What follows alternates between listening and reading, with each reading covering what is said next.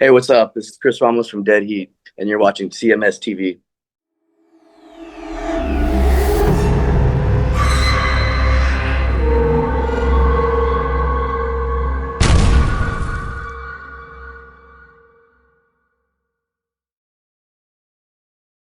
It's Motley Crue right here on your classic metal show, featuring John Corabi on lead vocal with Smoke the Sky, Kim. And John Corabi's got the right idea. He isn't smoking what you're smoking over there. Maybe you should be. Right.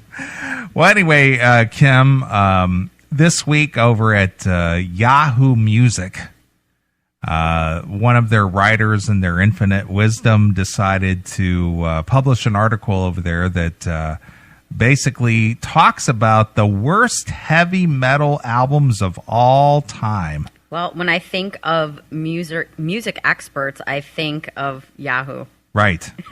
They're the worst.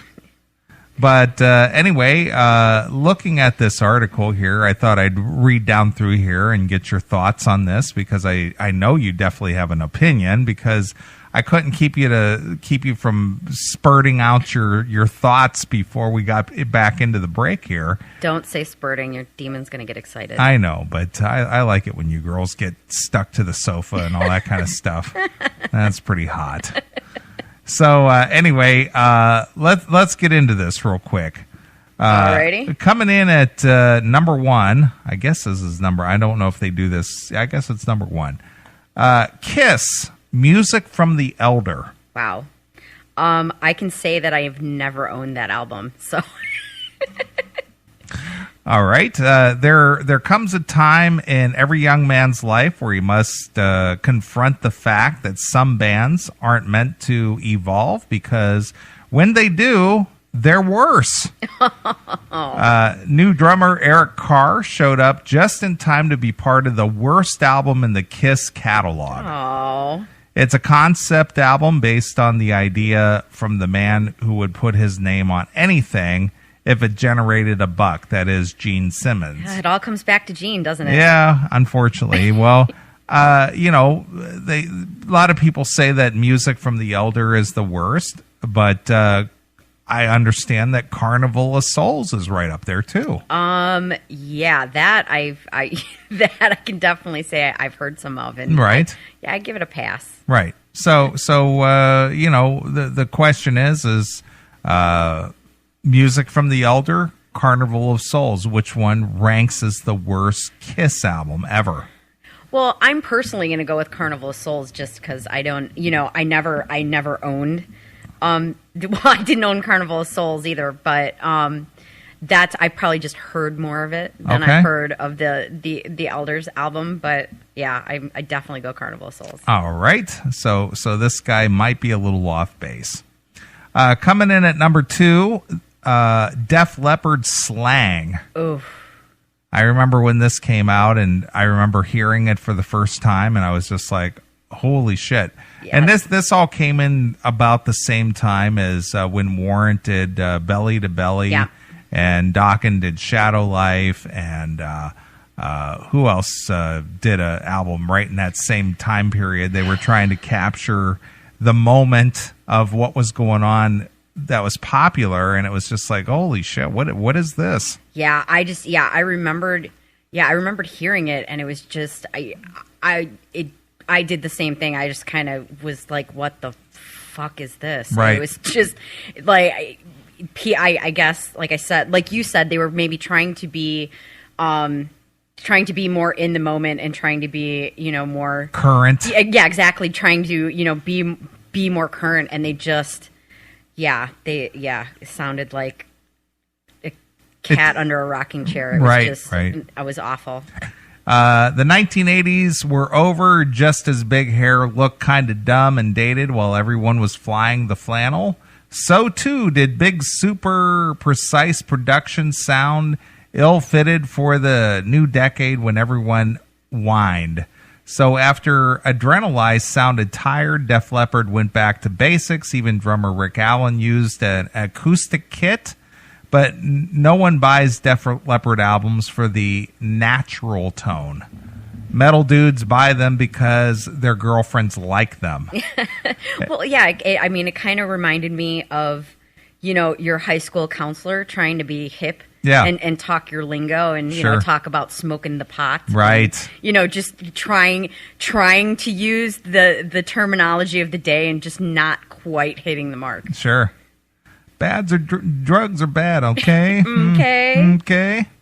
And their girlfriends miss the grand productions like they secretly miss their big hair. Yeah. But be who you are. Yeah, well, I'll let you in on a little secret. Chicks dig rock songs about chicks. When you sing about us being hot and sexy and, right. and stuff like that, we buy tickets to your shows. Sure, absolutely. I even did a bumper, or actually, it became a bumper. I wasn't even aware that I was given a little commentary, but it became a bumper. And actually, I talk about that as far as my philosophy of doing the classic metal show, from the very beginning. I'm trying to find it here. Let's see here. Here we go.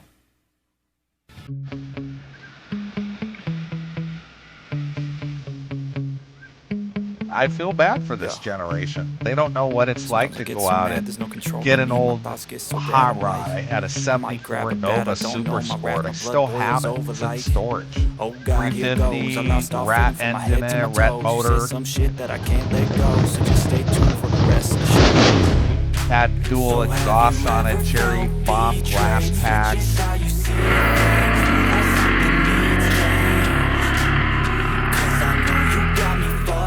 Jacked up with hijacker air shots and Krager wheels and wide slicks on the rear. These kids today, they wouldn't know how to fix up a car. They're worried about fixing up these little four bangers with the spoilers and the ground effects, and they sound like a Japanese sewing machine.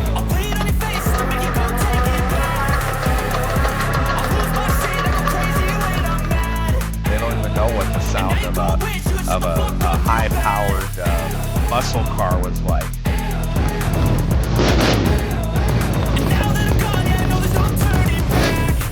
Know nothing about that. Honda Accord with a plastic spoiler on the back.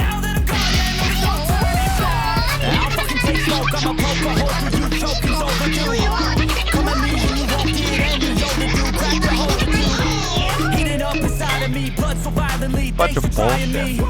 Who gives a shit about that? That's the spirit of the classic metal show that I want to bring to you. Rock and roll, fast cars, hot chicks. Back when things mattered. Just like that, Kim. Back when things mattered. Nice. That was music to my ears. That was beautiful. Right. All right. So anyway, this reviewer's thought process here: purchase instead High and Dry and a case of Aquanet hairspray. I was actually presented at my 20-year high school reunion. I was actually presented with a case of Aquanet hairspray. Aquanet pink. The pink and white, extra super hold. That was what I was evidently remembered for most in my illustrious high school career. Right. All right. The next one, something we just played from Motley Crue. Unreal. I take very personal offense to this one. I actually loved that album. Sure. I thought it was amazing. I loved it so much I actually bought it twice because I lost it. I bought it and I lost it and I went back and bought it again. And I think I'm one of about a dozen people on the planet that actually bought the EP Quaternary as well. Sure. So I thought it was a great album. I guess people, I don't know if they just and Crue is my favorite band. So I mean, you're in my zone right now. Right. So yeah, I actually thought it was a great album, and I'm sure there's plenty of people that would disagree with me, but I loved it. Sure, Motley Crue. Along those lines, who buys a Motley Crue album for John Corabi? I did. Hey metalheads, tired of waiting for new episodes? Crave the real raw classic metal show?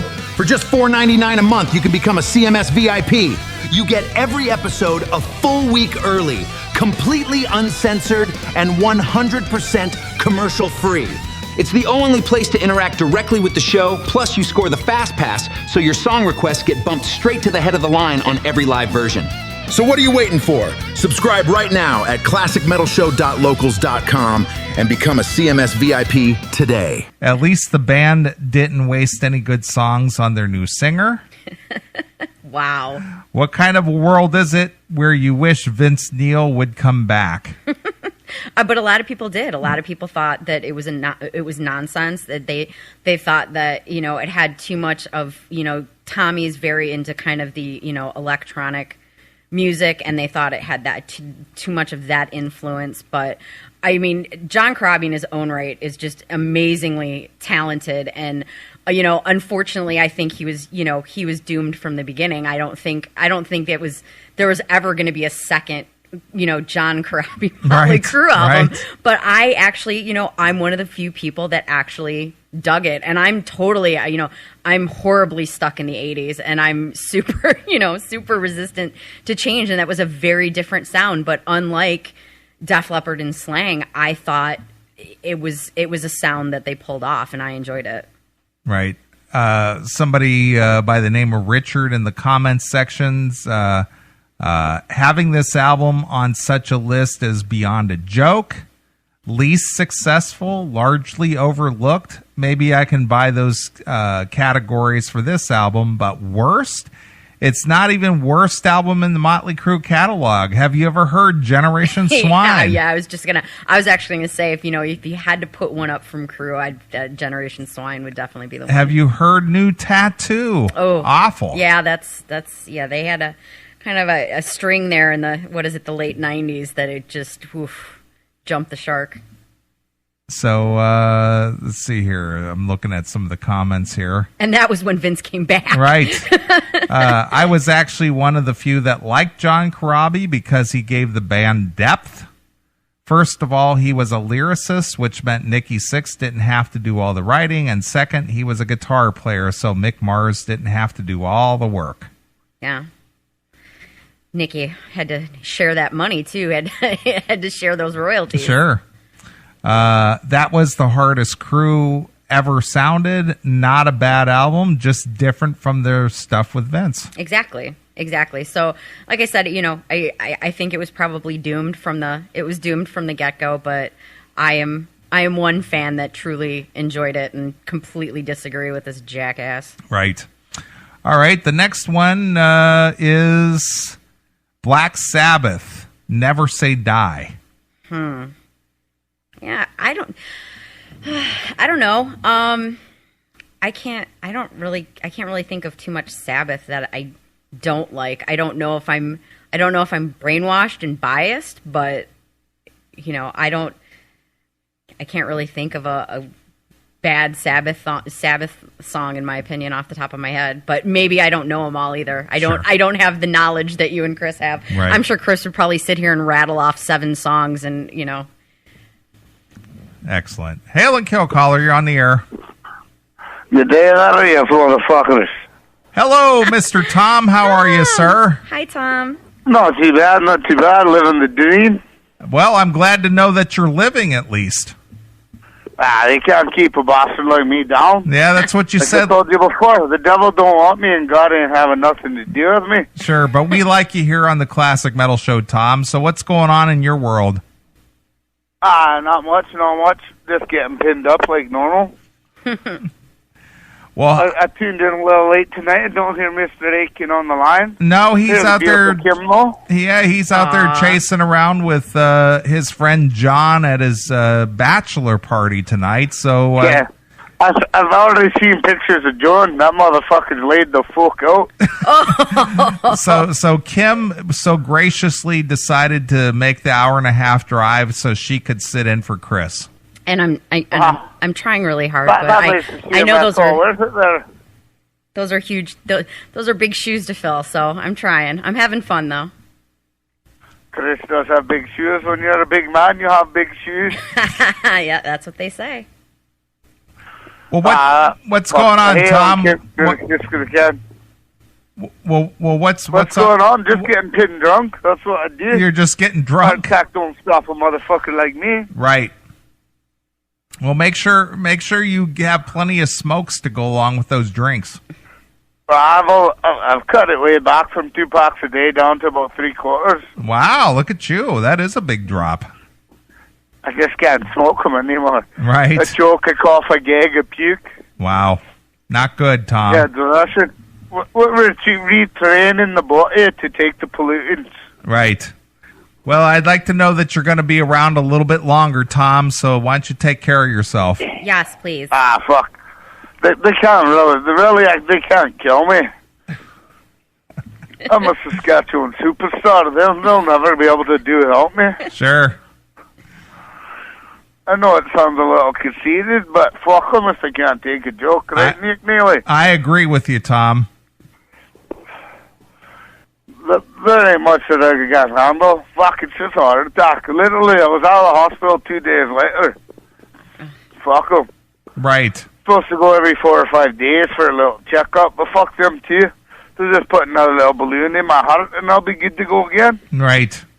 You're like the bionic man. Yeah, he's like the Saskatchewan Terminator. They just can't kill a shitheel like me.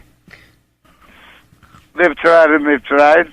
They locked me up with a bunch of fucking rapists and this shit. I just fucking rape their bums instead. Right. You can't kill me. Sure.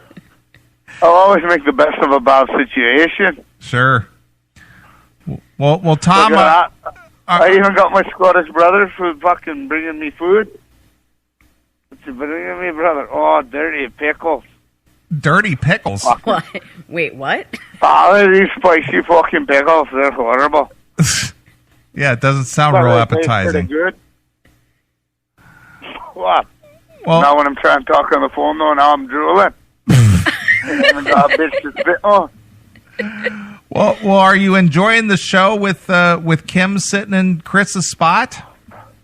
I tuned in late, but it sounds pretty good. All right. Well, good. Good. Thank you very much. Kim's doing a good job. She's got an opinion at least. Yep. Yeah, she does. I'm a woman. Of course I have an opinion on everything. That's right. Women, they know. Even when they don't know, they know. And even when men don't know, the women know, and that's why they know. Exactly. Well, Tom, since I have you on the phone and since you're an expert on women, what was your take on that Ray Rice incident where he punched his wife out? What do you think of that? What's your take on that? I honestly don't care. Obviously, she didn't care either. She's still with him, and she's the one blowing up the media now. It really didn't matter. She figures that everybody fucked her over. She was just there for the money. So if you're there for the money, you're bound to take some knuckles in the teeth. It's just the name of the game. Right. That's what I said earlier today, Tom. Oh, no, I didn't have to hit her in the teeth. She still puts up with all my bullshit. Right. But when you make that kind of money, you're bound to have to walk the ropes. Right. Well, it all comes down to money, right, Tom? That's just it. That's the name of the game. Exactly. Well, that's the theme of the show tonight, Tom. Money. Money is everything. Well, then you need to play Pink Floyd on for me. I'll either play that or I'll play the Bullet Boys for the love of money. Nah, Pink Floyd, money. Dun, dun, dun, dun. Bring. Right. I know it ain't really metal, but fuck, well, Pink Floyd, you can't go wrong with some Floyd. Exactly. That motherfucker's been doing more drugs and more dope and more smoking and more drinking, the two of them, since we've even been a thought in our mummy's fucking panties. Sure. Well, Tom, you're always very eloquent in your delivery. Wow, old Gilmore and Waters, they've got more girls wet than the average group. Sure, that's true. They got more style, more pizzazz than your average metal band. Sure, and they got a lot of money too. Wow, and that hence the swung money. Exactly. That's just right.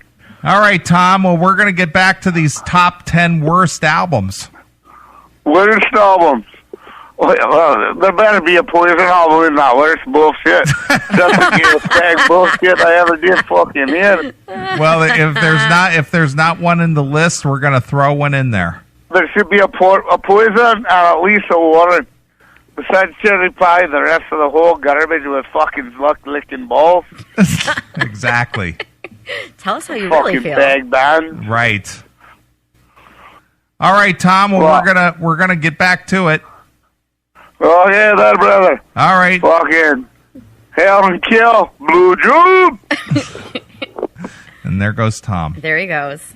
Good to hear from him. This is Tom the Scott, and you're listening live to the Classic Metal Show, where metal is metal and harder than steel, even if we have to steal a little bit. Blow job! Classic metal skill. And there's Tom. Nice. All right. Well, anyway, according to this author, Black Sabbath Never Say Die, I remember how much people hated Ronnie James Dio when he first joined up with the Black Sabbath. It was considered sacrilege. Who would dare take Ozzy's place in this great band? But then you listen to their last album together and you realize that it was probably a good idea that these guys start seeing less of each other. Supposedly, there already were, which is why this album sounds like no one wanted to finish it. Well, yeah, I mean, I guess it's the same thing. It's the backlash of, the front man being, the front man leaving the band or being asked to leave the band, and there's a new person plugged in, regardless of how talented they are. There's automatically going to be some people that are like, nope, not even giving it a chance. Our good friend Jackal in the chat room, he's a purist. He's all about the Ace Frehley and Peter Criss being part of the Kiss lineup. He hates Tommy Thayer, but yet he's a little less tolerant, or a little more tolerant of the lineup changes in Judas Priest, which KK Downing has left Judas Priest, and they don't have their original drummer anymore, and he doesn't have a problem with that. So it just depends. I mean, somewhere along the way for one of my favorite bands, Dokken. Yeah. It's not Dokken without George Lynch, right? Yeah. Hey, it's been 5 minutes, and it's time now for Neely to talk Dokken on the Classic Metal Show. So, you got your purists out there that won't accept anything less than the original lineup. Well, yeah, no, very true. And sometimes, like I said, so I just went off about Crew, and I thought that Karabi was a great fit. But again, I figured that it seemed like it was doomed from the beginning. But I mean, that didn't necessarily flush out with Sabbath. But people are resistant to change, and I guess it depends on how close it hits to home. Whether or not they care. Right. All right, the next one on the list, you may or may not be familiar with these guys. Raven, are you a Raven fan at all? I'm familiar with them in name. That's probably about it. Well, Raven is in the list at number 5 with The Pack is Back. Raven was building a strong base in the early 80s, but then, like so many bands who wanted to stay employed, they listened to their record company and made this thing, complete with a cover of Spencer Davis Group, Give Me Some Lovin'. You know that song, right? Yes, I do. Give me some lovin' every day, right? Yep. Let's see how in depth in your music knowledge you are, Kim. Who was the vocalist for the Spencer Davis Group? Wow. Actually, off the top of my head right now, sitting here, totally couldn't tell you. Steve Winwood. Really? 16-year-old Steve Winwood. Really? Yep. Huh.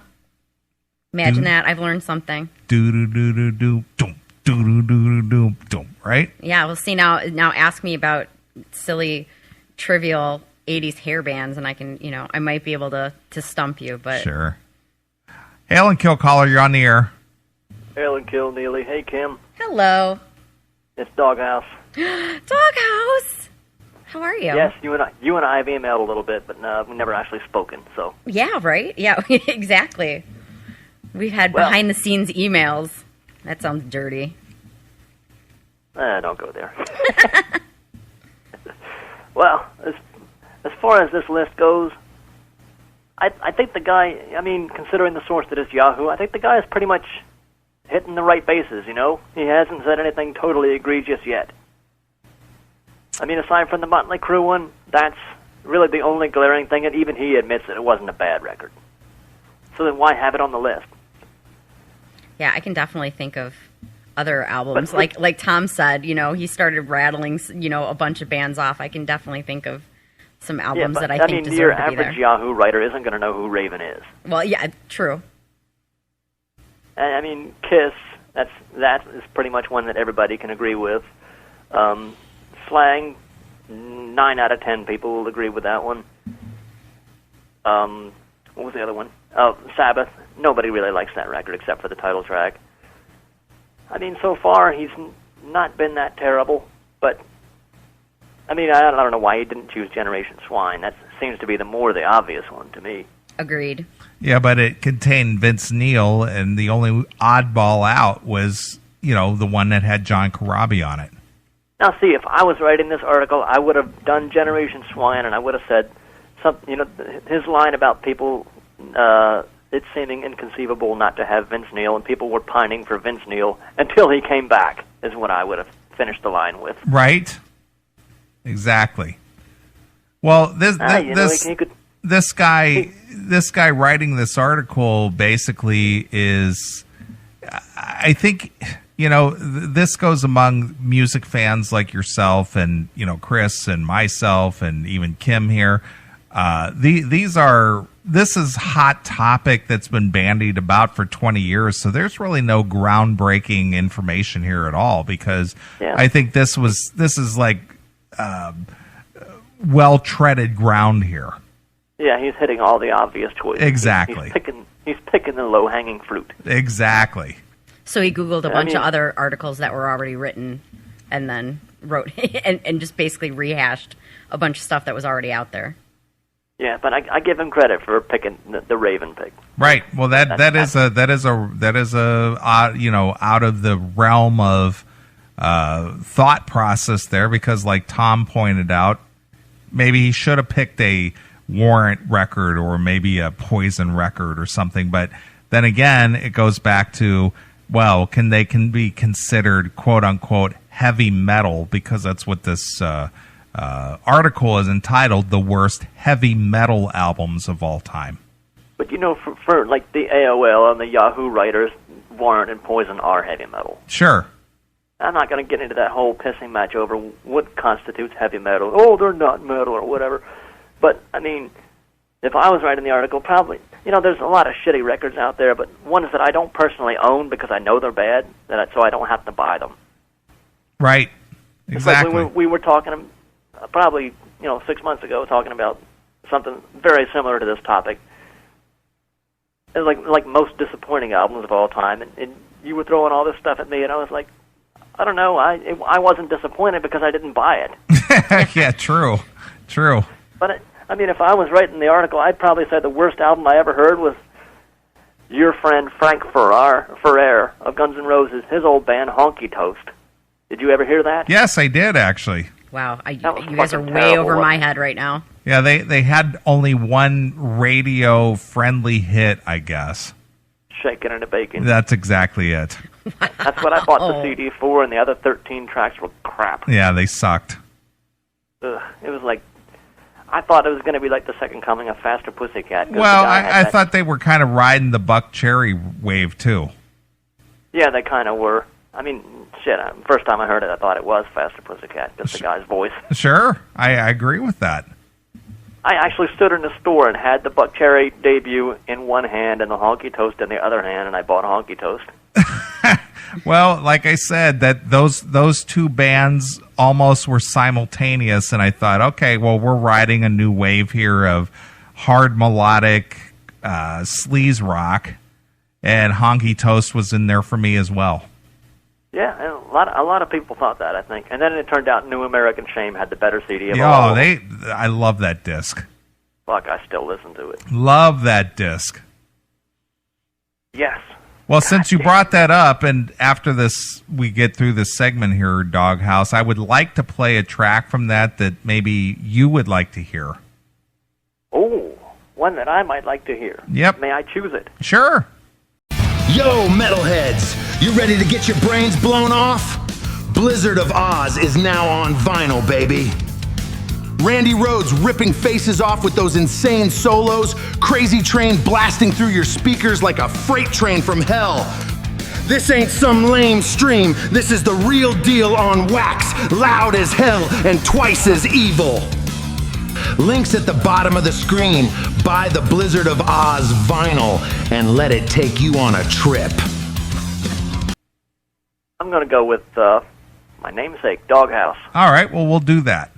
Because I love that. Actually, I pretty much like all the songs except Skin Up, but yeah, Doghouse is good. All right, well, we'll do that. I love that band. I got to hang out with them when they were on the Megadeth tour, and I was really had high hopes from them, but they were a one and done and very sad. But I will play Doghouse from New American Shame. Okay, and before we part, I would just want to get in a quick comment about Mr. Ray Rice. All right, go ahead. Very good. Let's hear it. Because I'm biased because I'm a Ravens fan. All right. On the one hand, I get it because he wound up and belted the bitch, basically. She's a bitch. I think you're a little biased there, Doghouse. She's a bitch.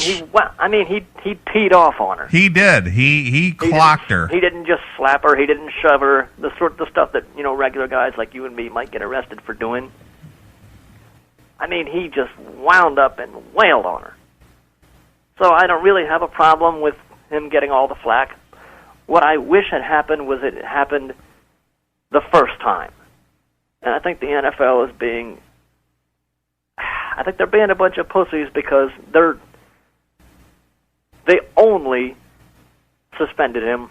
They only suspended him indefinitely. The Ravens only cut him after this video was released to the public. That is true. Sure, it never would have come to that. But what does this all boil down to, Doghouse? And we touched on this a couple of times tonight. I know you want me to say money, and that's part of it, but also reputation. Well, but reputation equals money, though. Without your reputation, you don't make money, and it all boils down to revenue. Sure. So, like I said to Kim earlier, if you're poor and you belt your bitch, as you put it, nobody gives a shit. If it loses you big revenue, now it's a problem. But this was brewing from the beginning because, when the story broke in February, first it was made to sound as though they were both beating each other up in the casino. Right. Okay, then comes May, the first press conference, and he gets a ton of flack he gets up and he apologizes to everybody except his wife. And then his wife gets up and apologizes for her part in it. Right. And after he gets that flack, then in July, when the same week the punishment comes down, then he comes up and finally makes a sincere, heartfelt-seeming apology. Only after flack. It's just like with Jerry Sandusky in Penn State. By the way, the Ravens radio announcer is also named Jerry Sandusky, only spelled with a G. Right. Penn State covered the whole thing up because they thought it would make them look bad. And guess what? It came out and it made them look even worse. Well, you almost said it there, Doghouse, Jerry with a G. I play the microphone. Very nice.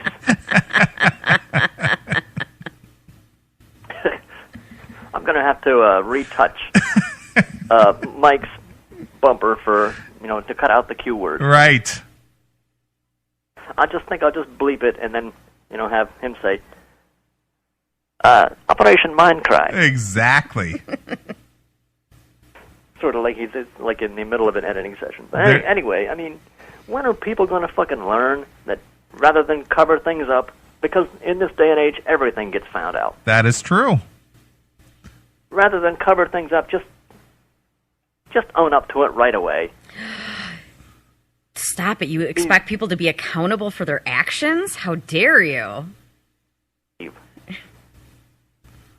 What can I say? I mean, and it's, on the heels of Ray Rice comes Adrian Peterson. That sounds like a very white guy thing to say there, Doghouse. What, on the heels? No, talking about being accountable for your actions. Well, you know what? Here's the thing. I just want to throw this out there right now. Nobody can speak against Adrian Peterson who has ever complained about the lack of discipline in these youngins, or reminisced about the good old days when Granny would tell you to go get me a Switch.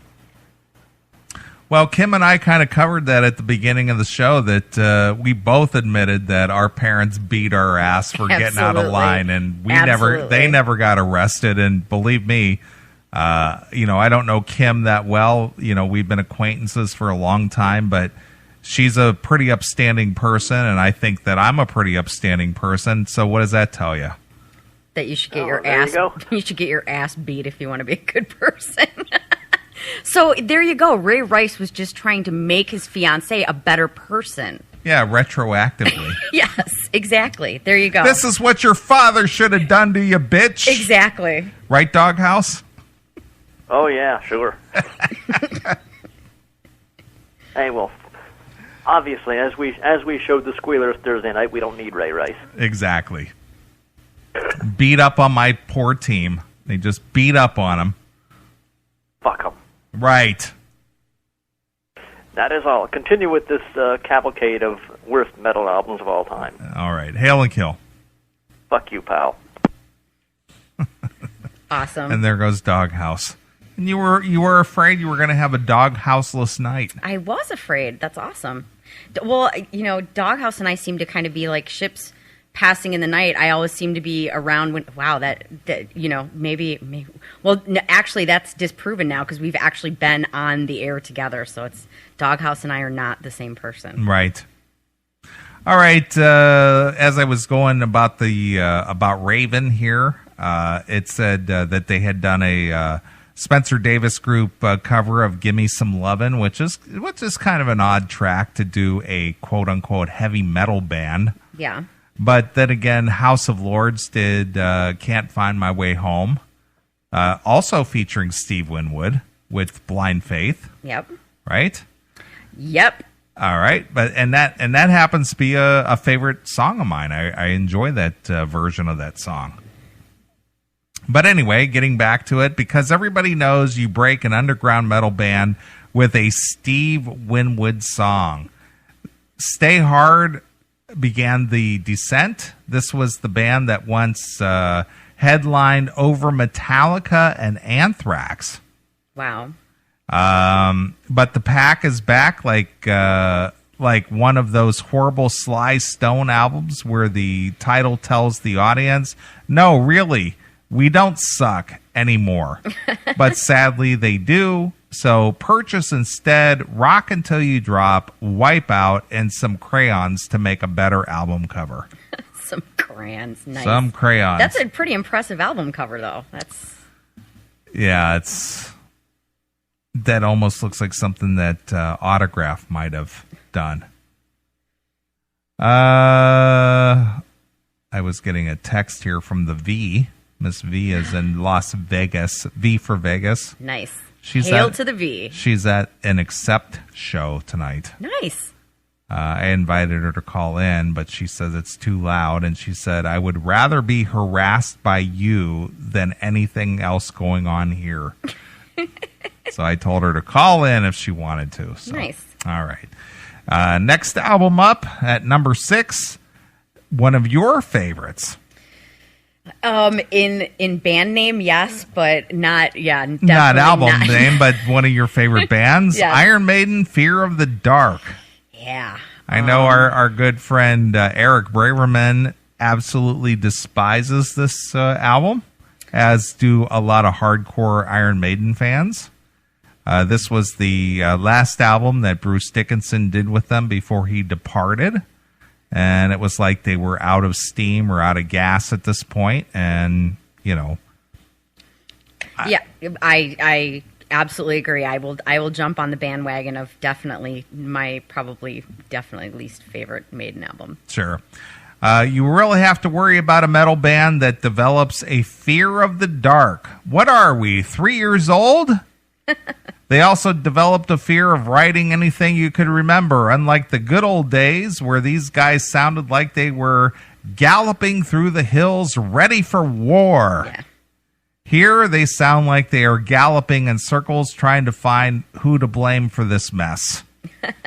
Purchase instead Iron Maiden, Killers, Number of the Beast, Peace of Mind, and a life-size Eddie. Nice. Do you have a life-size Eddie, Kim? I do not. Well, perhaps I do have a really amazing door poster. So yeah, that lives in my office. Actually, I actually had it framed, and it sits in my office, so I get to hang out with Eddie every day. Nice. Look at you. All right, coming in at number 7, Twisted Sister, Come Out and Play. Oof. We talked about Dee Snider tonight, rebutting what Gene Simmons had to say about being Rock is dead. Well, Rock could have very well died when this CD came out. Twisted Sister were one of those bands whose records I would find in the cutout bin while they were still on the album charts. Someone wanted these guys to be huge, so much that they had the band record a cover of Leader of the Pack, which I guess is a step up from the original called Be Cruel to Your School. Boy, that was a terrible, terrible song. Yeah. Dock the point for writing I Believe in Rock and Roll and Don't Sing About It, Fellas. Play some. You could purchase instead Under the Blade, You Can't Stop Rock and Roll, and One Way Ticket to Long Island, Live the Dream. Yeah, I remember Leader of the Pack. I remember Leader of the Pack probably more for the video than anything. I mean, because that was still, MTV Headbangers Ball. Sure, absolutely. And yeah, that's another one where jump the shark. Exactly. Hail and Kill Caller, you're on the air. Just a quick one. Somebody who wanted Twister Sister to be huge on that album was actually Dee himself. Right. Exactly. But they according to his book, he was very honest. And looking back, he could just hear the tumblers falling, and sealing Twisted Sister's fate. But he couldn't hear it at the time because he was so full of himself. Now I can't. Go ahead. He wanted come out and play to be all things to all people, so he had to try. He had to have a song that would for every possible group of fan, and just it didn't work. Yeah, he tried to please all of the people all of the time. And Love Is for Suckers is even worse. Exactly. Now, did that song "Burn in Hell" that came out before or after? That's on Stay Hungry, isn't it? Right, and that was part of that. They were, they had that cameo in that Pee Wee Herman movie, that Pee Wee's Big Adventure. Don't remember that at all. They were filming the music video for "You Burn in Hell." A little bit before my time, I reckon. Okay. That was 1985, I think, or 86, 85. Twisted Sister, one of those bands like Y&T and Black and Blue, that they were pretty much already old hat by the time I got into metal. Well, that is true, 89. because Black and Blue kind of started out around 84. Yeah. That kind of music that immediately became obsolete the second Appetite for Destruction was released. Exactly. You're a purist, man. I don't know. Compared to a lot of metalheads I know, I got pretty diverse taste, but some things even I cannot abide. Sure. All right. Hail and kill. All right. Now, this next one, this one is kind of controversial in some respects, only because of the purist. But, there are some people who are diehards when it comes to this artist, no matter if he's in a band situation or a solo situation. But coming in at number 8, Ozzy Osbourne, Bark at the Moon. Wow. Well, another one. I almost have to plead Doghouse on this. I was a little young when this came out, so I remember other than Bark at the Moon, I probably couldn't tell you necessarily another song on the album. But I do remember Bark at the Moon. Sure, the title track. Yep, he morphs into that the werewolf guy in the video and stuff. So anyway, there are certain rules to heavy metal that must be observed. The first rule is fire the keyboard player.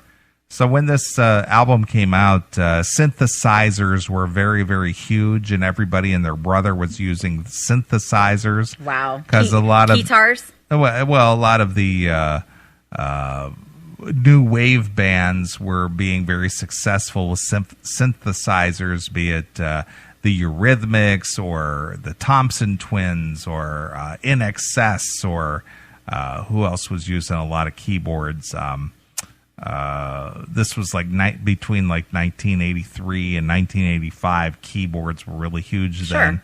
Like Soft Cell and Flock of Seagulls, and all those new wave bands were being very successful with keyboards. And some of the harder rock, heavy metal bands of the time were also, integrating keyboards into their music, thinking that was the ticket to being successful. So, well, again, it's a case of, I guess, somebody trying to be contemporary and riding the wave of what's hot. Exactly. And their fans just not having it. Exactly. Let him join a progressive rock or pop band where he belongs. Back in the 80s, you could determine a heavy metal album's troubleness by the amount of cheesy synthesizers used. Let's see here. Maybe we need to cut Ozzy some slack here. He did lose his guitar player, Randy Rhoads, but then again, maybe Ozzy should refund me the money I wasted on this album. When in doubt, ask, what would Lemmy do? I wonder who was listening to the Classic Metal Show. Hail and Kill caller, you're on the air. Now, I think the guy's off base. Sorry to keep monopolizing. That's all right. Go ahead. I think the guy's off base. If you're going to pick an Ozzy album to put on this, I would choose... I can't even think of the title of it. It's the one that has God damn it. It's the one that came out in 2001. 2000. You're not the kind of person you think I am. You know the one? Oh, yeah. The Antichrist or the Iron Man. That one. Right. Yeah, it's coming back to me now. Because when you start the album with that statement, and you're supposed to be the fucking Prince of Darkness, that completed Ozzy's transformation into... Was it Down to Earth? Yes, that's the one. Down to Earth. Now, see, even that dumb title. Who wants an Ozzy album called Down to Earth? Right. That completes his transformation to Teddy Bear Ozzy. Exactly.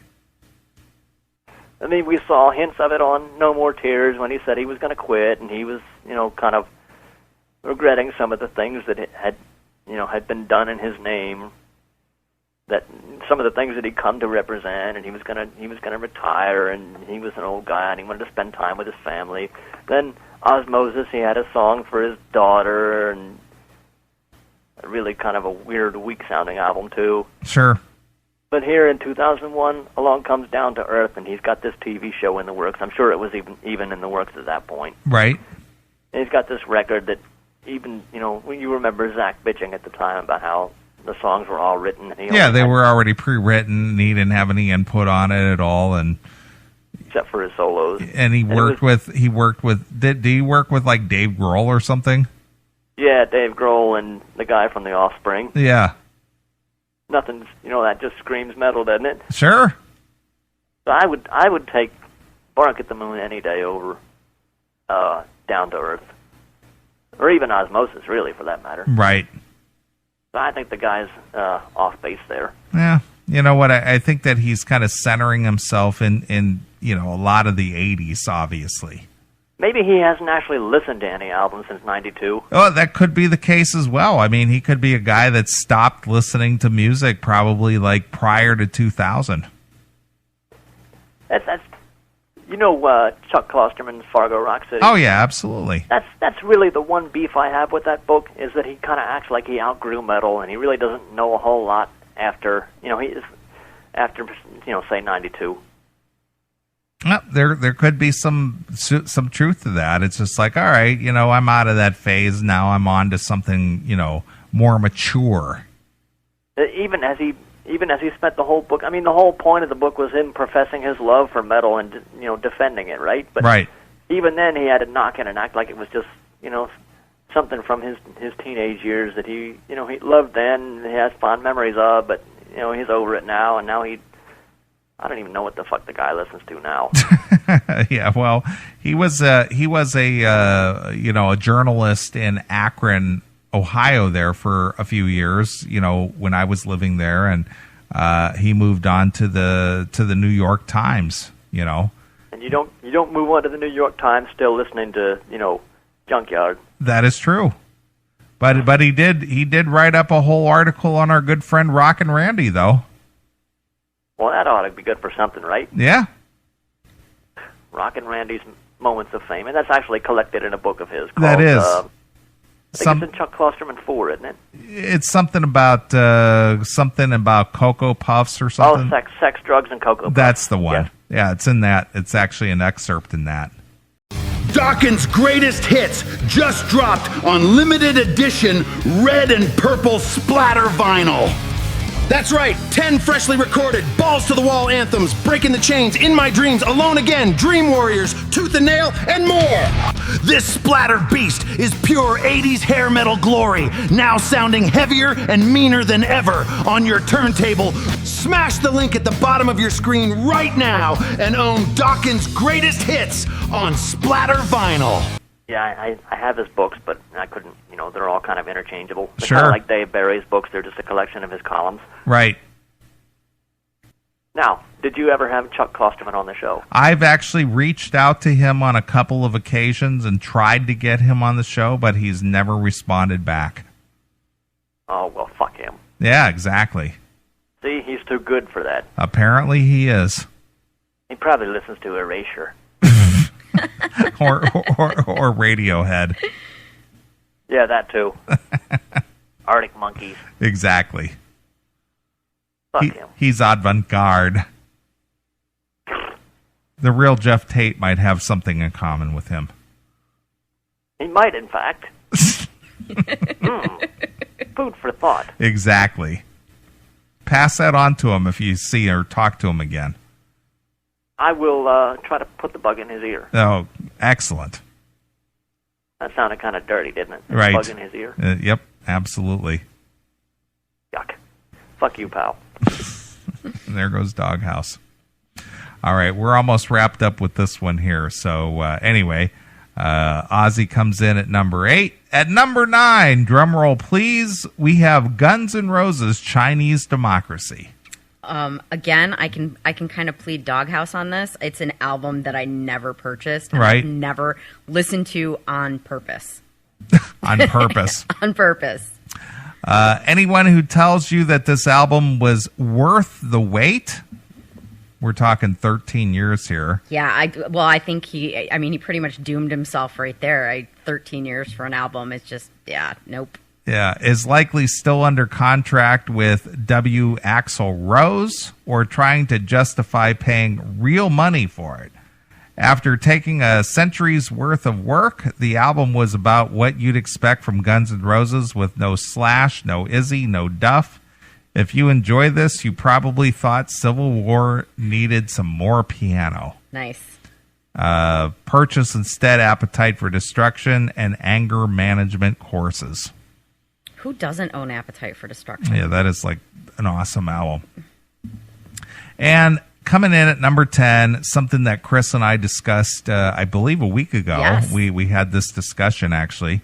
Metallica, Load and Reload, and Saint Anger. So they threw all three of those into the mix. Yeah, triple threat. Exactly. The band that defined metal for a new generation of fans sounded confused for local and its baby brother Reload, or Load and Reload, and what does it say? Tinny and Yes. Constipated for Saint Anger.